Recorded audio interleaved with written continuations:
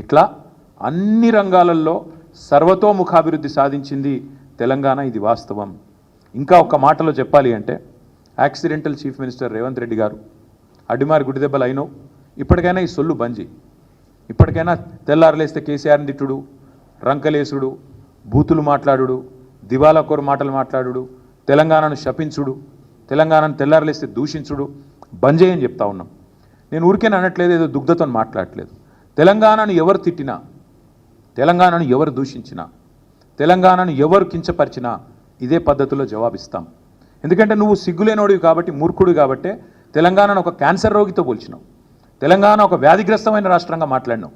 అందుకే నేను అంటున్నాను, నువ్వు మూర్ఖుడివి, చదువుకో.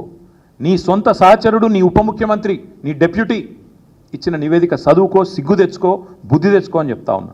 ఇంకొక మాట కూడా నేను చెప్తా ఉన్నా. మరి మేమేమో ఇంత పని చేసినాం, నువ్వేం పని చేసినావు ఈ సంవత్సరానికి? అది కూడా చెప్తా. ఏం చేసినావంటే ఈ సంవత్సరంలో ఈ సన్నాసి చేసిన పని, ఇగో ఇది కూడా వాళ్ళ నివేదికనే, మాది కాదు.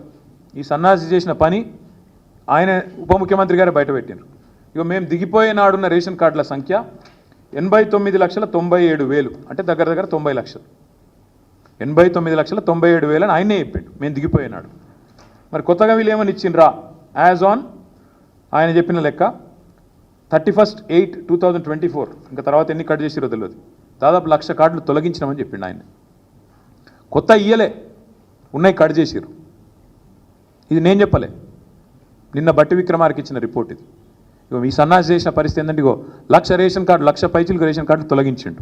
ఇంకొక మాట చెప్తున్నా, తొలగించడమే కాదు, ఇవాళ పేపర్లలో వార్తలు ఎంత కిరాతకం అంటే వీళ్ళు చెప్పి